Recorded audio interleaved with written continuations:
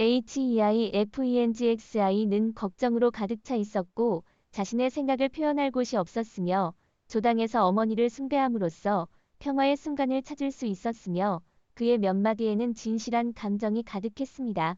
첫 번째, 여왕이 세상을 떠났을 때 풍란 전하는 더 이상 개구리밥처럼 무력하지 않았지만 결국 군중을 따르고 싶지 않았기 때문에 종종 피곤하고 외로움을 느끼면서도 현재의 지위를 위해 싸웠습니다. 그러나 다행스럽게도 그는 BAEIFENGXI를 만났을 때 그에게서 절 왕비의 그림자를 볼 수 있었고 이것이 그가 계속 고집하게 된 유일한 동기였습니다. 다음날 아침 일찍 BAEI는 FENGCHANG에게 웨딩드레스를 보내라고 명령했습니다. 그 의미는 자명했지만 FENGCHANG은 결혼할 생각이 없었습니다. 너무 잔인하다는 생각을 지울 수 없었습니다. 팽챙은 생각을 하면 할수록 좌절감에 빠져 혼자 시장에 갔습니다. 우연히 BAEIFENGXI를 만났고 그가 한 종파에 속해 있다는 것을 알게 되었습니다. 세계 BAEIFENGXI는 FENGCHANG에게 너무 많은 관심을 기울이지 말라고 설득했습니다. JEIANGHU는 훌륭했지만 매우 위험했습니다. 그러나 그녀는 그가 결혼하는데 지쳤다는 것을 알고 자신의 견해를 표현하고 상대방에게 영감을 주었습니다. 고 왕후의 기일을 맞아 용왕과 흑풍이 등이 노래를 부르며 공의를 표했다. 뜻밖에도 백리씨가 술잔을 들고 땅에 무릎을 꿇을 차례였다. 그리고 그녀는 갑자기 죄책감을 느꼈고 이유도 없이 겁이 났습니다. 갑자기 하늘에서 큰 천둥 소리가 들리고 번개가 터졌습니다. BAEIENI는 너무 겁에 질려 실수로 와인 잔을 넘어뜨리고 땅에 쓰러졌습니다. BAEILISHI가 대신들 앞에서 평정심을 잃었기 때문에 이하옹 킹은 이것에 대해 매우 화가 났고 그녀가 은밀한 동기를 가지고 있으며 그녀의 입장을 실제로 밝히지 않았다고 개인적으로 저주했습니다. 당시 백리는 천한 집안 출신이었는데 만약 용왕이 우여곡절을 겪지 않고 모든 관료들과 오랜 대결을 벌이지 않았다면 어떻게 그녀를 왕비로 시성할 수 있었겠습니까? 보상을 소중히 여기지 않고 오히려 더 많은 것을 요구했던 것 같아요. 너무 오랫동안 불사조 의자에 앉아 있었던 것 같아요. 용왕이 20년 넘게 백일사를 탐한 이유는 단지 자신 때문에 많은 원한을 겪는 것을 불쌍히 여겨 그녀의 시간에 늘 귀머거리이고 벙어리인 척하며 또다시 조정에 개입하여 문제를 일으켰기 때문이다. 그러나 BAEILI의 야망은 점점 더 커지고 있습니다. 그는 아마도 이하옹 킹이 일찍 죽기를 바랐을 것입니다. 그는 이전의 경고를 무시했습니다. 사기 사건과 군마 사건의 주모자는 이번에는 참지 못하고 분노하여 30일 동안 바이리시를 금지시켰습니다. 황리향이 수년 동안 자신의 곁에서 봉사해왔고 결국 결혼을 위해 집을 떠날 것이라는 점을 고려하여 헤이펑씨는 자신이 좋아하는 사람을 찾으면 언제든지 자유를 되찾을 수 있다고 말했다. 이 말을 들은 황리향은 재빨리 땅바닥에 무릎을 꿇고 자신은 평생 전하를 섬기기 위해 궁전에 머물겠다고 주장했고 이로 인해 헤이펑씨는 마음이 더욱 복잡해졌습니다. BAEIFENGXI는 저녁 시간을 이용하여 형들을 데리고 쇼핑을 하러 나갔습니다. BAEILANGHUA는 HEIFENGHI와의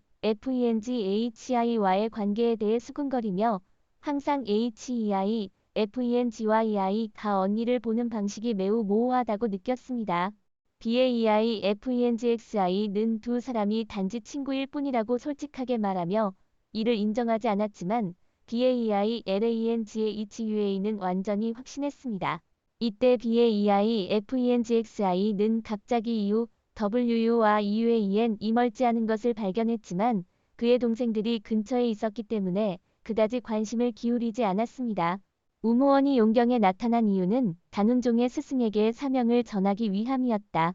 이제 그는 사종파의 최고 대상을 손에 넣었으니 단운종의 비극적인 희생에도 개의치 않는다. ZHUJUXU는 이미 껍질에서 태어났습니다. 단지 난인의 비월이 흑봉백회의 손에 넘어갔기 때문에 우무원은 한동안 영증에 머물 수밖에 없었다. BAEINI는 정자에 입장하는 것이 금지되었지만 여전히 성찰할 의도가 없었고 천장수 딸의 천한 출신으로 인해 그녀는 그것을 피했습니다. 백일 씨는 원나라 의뢰 때 그런 스캔들을 저질렀기 때문에 다시는 남을 웃게 하지 않겠다고 다짐한 뒤 칼로 손목을 베고 피를 베는 행위를 하여 월경을 베푼다. 궁궐에서는 숙부에게 기국공과 전하의 결혼이 새해가 되기 전에 마무리되어야 한다고 알렸다. HEIFENGXI는 그의 큰 형이 곧 결혼한다는 것을 알았기 때문에 FENGCHANG에게 편지를 보내 그의 마음을 따르라고 조언했습니다. 키첸과 결혼하고 싶다면 몇 가지 정보를 사용하여 두 사람 사이의 조화를 유지할 수도 있습니다. 커플 팽첸은 BAEIFENGXI의 제안을 기억하고 즉시 어머니 DAEILISHI를 방문하여 고의로 부상당한 손목을 다시 보여주고 동정심을 얻기 위해 불쌍한 척하는 것을 보고 그 자리에서 결혼을 거부했습니다. 다시는 그녀의 편곡을 듣지 마십시오. 뜻밖에도 BAEILISHI는 자신의 진정한 모습을 보여 FENGCHANG과 FENGLANXI의 관계를 직접적으로 선동했으며 심지어 키첸과 결혼하지 않으면 그의 간지를 세상에 알려 법정에서 그의 명성을 완전히 망칠 것이라고 위협했습니다. 반면에 풍창이 기꺼이 순종한다면 백일 씨는 앞으로는 아무런 문제도 일으키지 않을 것이라고 약속했지만 어머니의 위협에 강요당해 분노를 억누르고 혼자 술을 마시러 저택으로 돌아갈 수밖에 없었다. D는 그의 눈에서 매우 괴로움을 느꼈습니다. BAEIJIAEND는 HEIFENXI의 정체를 알고 YINQUAN SHUIXI의 도움을 받아 XUAENJI 결사를 조사하기를 열망했기 때문에 HEIFENXI를 만나기로 초대하고 가짜 명령을 사용하여 문제를 일으키는 배우가 누구인지 알아내도록 요청했습니다. 세계에서 HEIFENGXI는 기꺼이 동의하고 BAEIFENGXI를 만나러 가서 세상이 안정되어야 한다고 솔직하게 말했습니다. 그래서 그는 진정으로 비무장하고 불꽃놀이 분위기 속에서 살아가는 사람들의 삶을 더 좋게 만들고 싶었습니다. 반면에 이후 WU와 EUAN, 은낸 2인 BI와 EUE를 얻으려면 두 사람이 힘을 합쳐 움직일 때까지 기다려야 한다고 믿고 DUAN, HUN, 색의 지도자에게 명령했습니다. 사람들을 보내서 감시하고 실수하지 않도록 하려고요. HEIFENGXI는 BAEIFENGXI를 통해 EU가 YONGJENG에 올 기회가 없다는 사실을 알게 되었고 YINQUAN SHUIXI가 소식을 받지 못했다는 사실에 ZHONGNI는 자신의 행방을 추적하고 결혼 후 양식 제출에 대해 전하에게 알리라는 명령을 받았습니다. 흑풍이는 큰형이 자신에게 실망했기 때문에 이런 선택을 했다고 생각했지만 자신이 백일석에게 강요당했다는 사실은 몰랐다. 유주 화출란 공주는 아버지가 남편을 고르려 한다는 말을 듣고 침착한 척 대신 신부를 구해달라고 제안한 뒤 유왕에게 조언을 준 사람을 조사하라고 명령했다.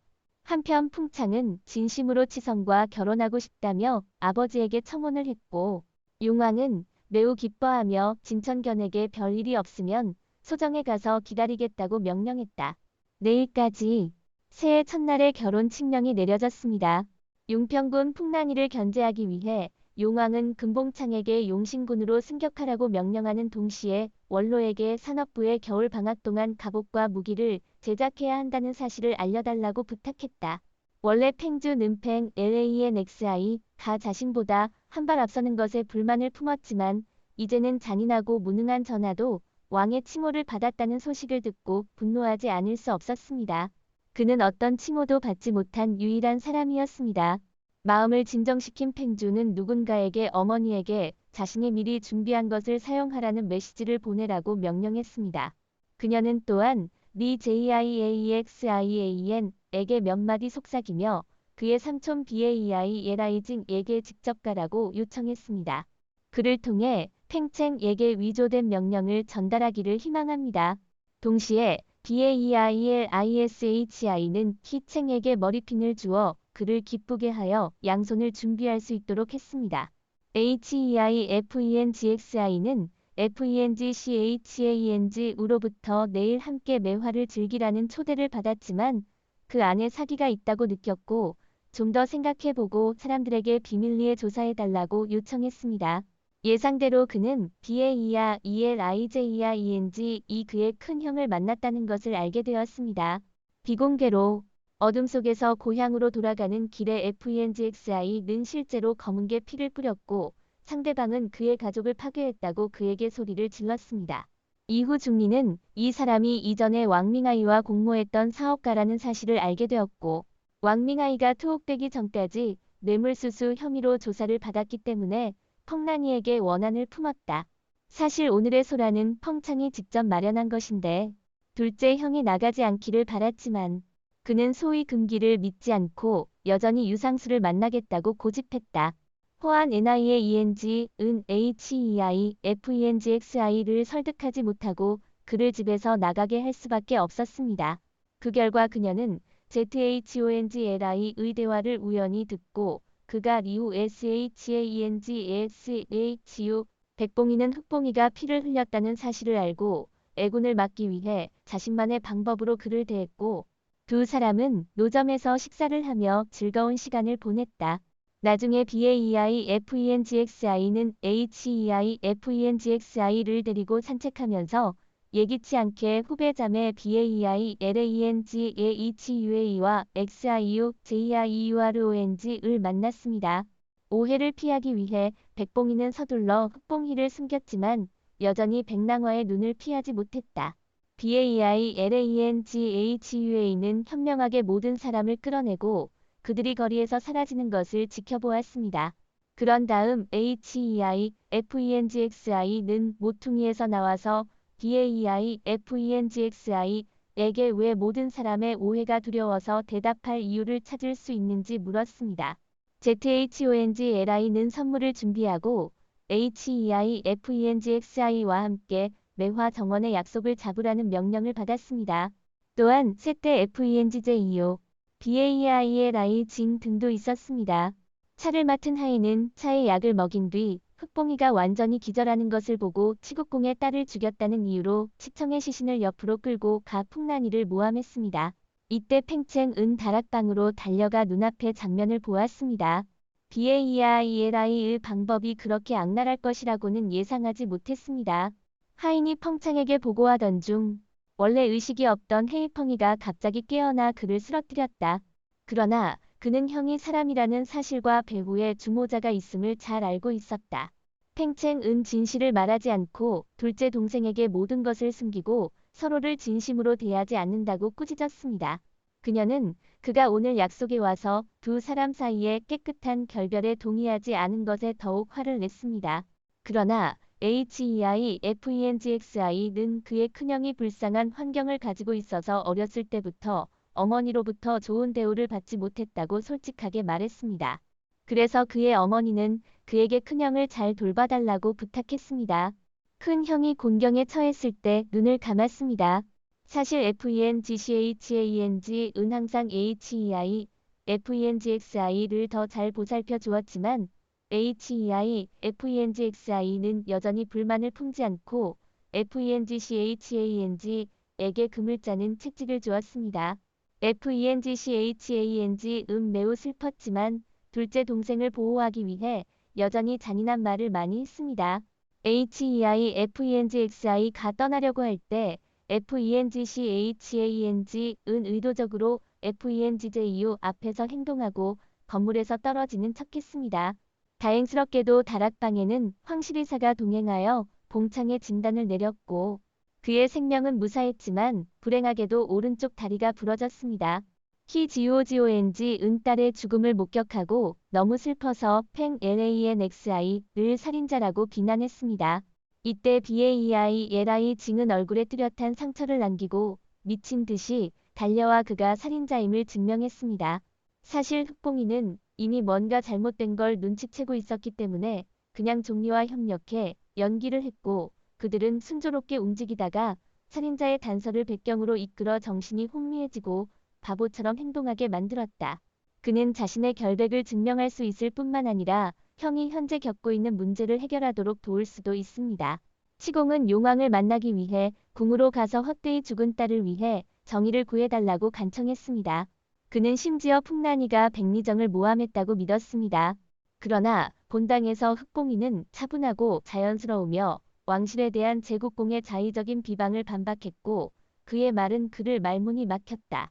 이를 본 장종건은 기국공이 너무 슬프고 말을 조심하지 않고 나가서 결정을 내리기 전에 펑창이 깨어날 때까지 기다려야 했다며 추모식을 세웠다. 이하옹 WENGPING은 장관들을 해고한 후 이우한 루에게 이 문제에 대한 의견을 물었습니다. 왜냐하면 BAEILI 징이 사생아이지만 팽챙 팽 LANXI를 모함하고 싶었기 때문에 그런 일을 하지 않을 것이라고 느꼈기 때문입니다. 그 결과 팽 LANXI는 그의 군대에 반란을 일으켰습니다. 이우한 루는 팽챙이 잘못을 당할 가능성이 가장 높으며 다른 사람을 모함하고 싶어도 목숨을 걸지 않을 것이라고 믿었습니다. 이우한 루의 분석 후 이하옹 킹은 마침내 FENGJU와 BAILI가 가장 의심스러운 사람, 특히 3세 전하라고 판단했습니다. 이 움직임은 그가 두 형제를 해결하는 한 확실히 성공할 수 있을 것이라고 판단했습니다. 상속인으로서의 지위를 확보하기 위해 이때 백일사는 갑자기 알련을 요청했고 용왕은 화가 나서 원로에게 백일자를 돌려보내라고 명령했다. 그러나 BAILI는 들어오기를 고집하고 하렘의 질서를 회복하기 위해 공황 왕관을 반환하는 데 앞장섰습니다. 용왕은 이를 무시했지만 백일씨는 오늘의 사건은 그녀와는 아무 상관이 없다고 말했다. 나는 용왕이 예리한 눈을 갖고 있으며 궁극적으로 이익을 얻는 사람이 배후의 주모자라는 것을 알았어야 했다고 믿는다. 후궁으로 돌아온 BAELISHI는 FENGJU를 세게 때리며 왜 그런 행동을 했는지 물었습니다. FENGJU는 어쩔 수 없이 그녀의 삼촌 BAEILIJEING에게 책임을 넘길 수밖에 없었지만 BAEILISHI는 여전히 머뭇거렸습니다.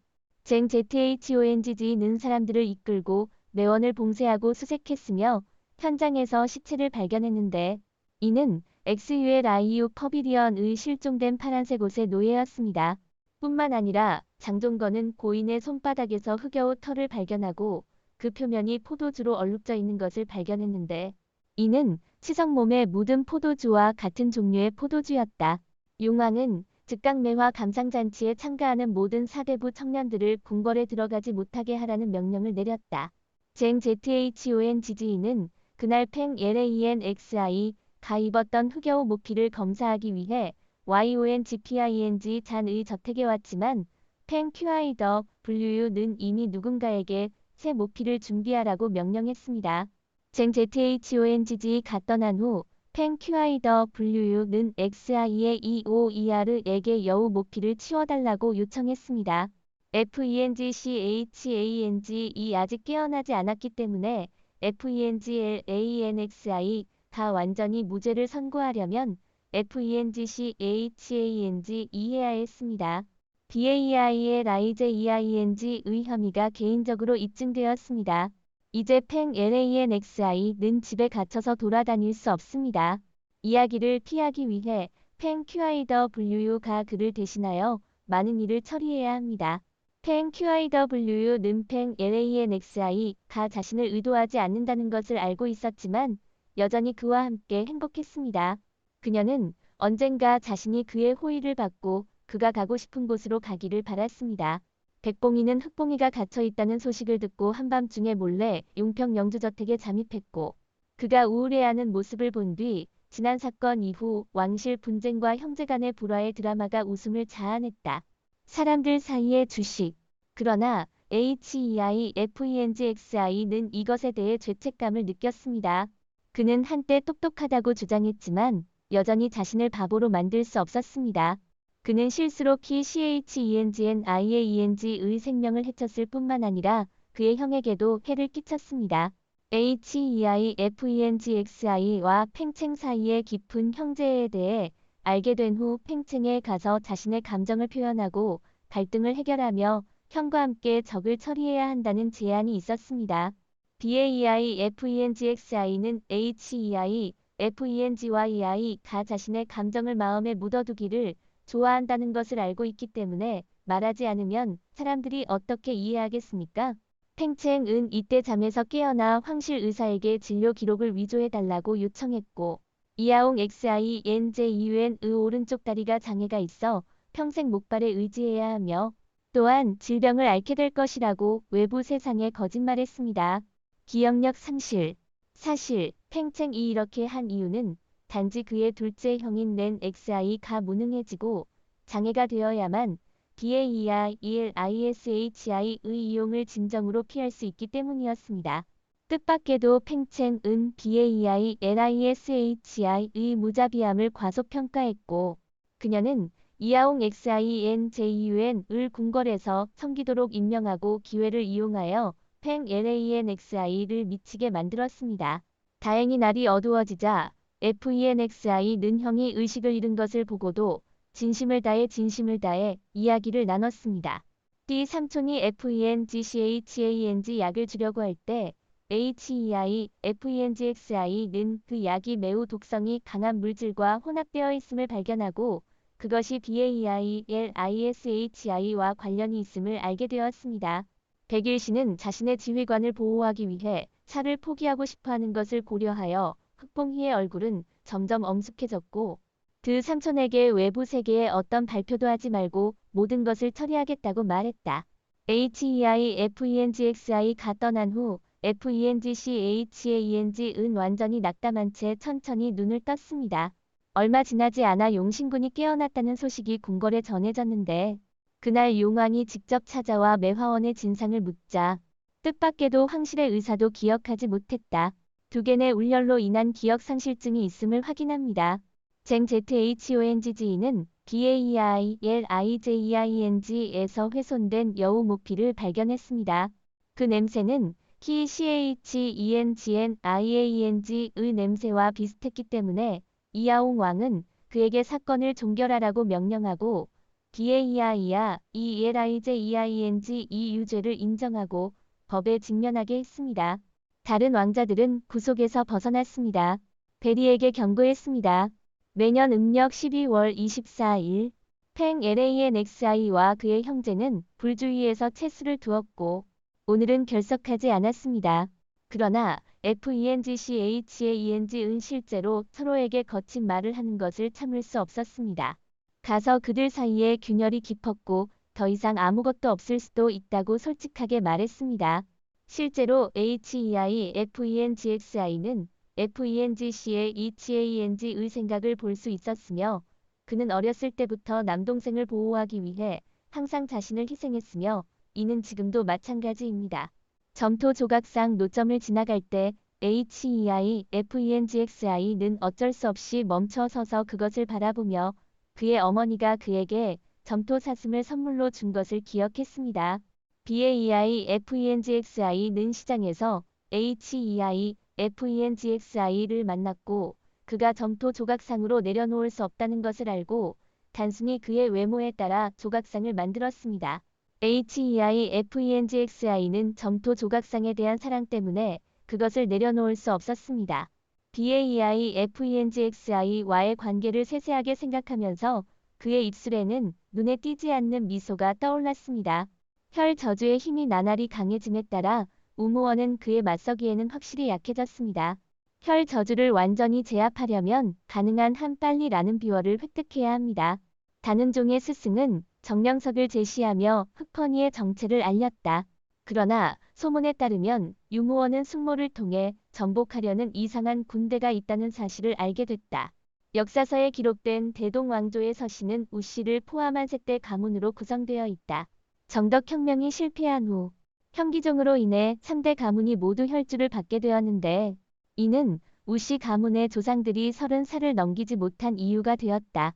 이제 우무이아는 이 모든 것을 알았으니 혈의 저주를 풀기 위해 조상의 유산을 계승하고 대동을 타도하고 현기를 장악해야 합니다. 새해가 다가오고 있는 것을 보고 백리는 공주를 궁으로 불러치니 조언을 해주었고 만약 그가 집안의 돈을 가득 채우고 용왕의 뒷모습을 걱정하지 않게 해준다면 그는 반드시 가장 큰 영광과 주목을 받을 것입니다. FENGJU보다 클 것입니다. 백리석은 풍주가 인민을 탄압할 명분을 날조하면 그녀의 재산을 몰수하고 은전을 모두 몰수할 수 있는 조선민주주의인민공화국 장관 3인의 이름을 폭로했다. 국고 FENGJU는 BAEILISHI에게 침착하게 반응했으며 그녀의 어머니가 그녀에 대해 너무 많이 알고 있다는 사실에 매우 충격을 받았습니다. 반면에 ZHONGLI는 YONGZHOU의 최근 소식을 HEIFENGXI에게 보고했습니다. HEIFENGXI는 의도적으로 그렇게 한 것이 틀림없기 때문에 ZHONGLI에게 사람들을 보내 상대방의 움직임을 계속 감시하고 그의 진정한 목적을 확인하도록 명령했습니다. 용왕도 이 소식을 듣자마자 환관원에게 우무원을 궁궐로 불러오라고 명하고 우무원이 머물면서 다용이 통일대업을 완성할 수 있도록 도와주길 바라며 그를 위해 연회를 베풀었다.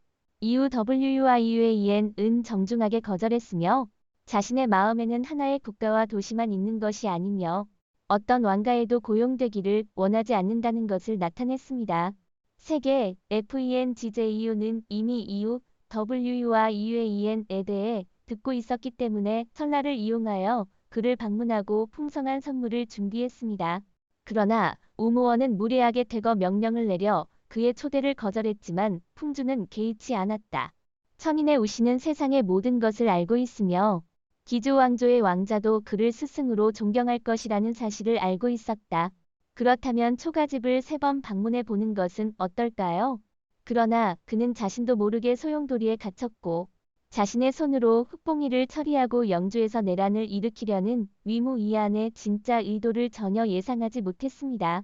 그래서 우무원은 큰 물고기를 잡기 위해 장기적으로 접근할 준비가 되어 있었고 며칠 후에 풍주가 다시 올 것이라고 짐작하고 단운종의 스승에게 먼저 이 사람을 처리하라고 알렸습니다.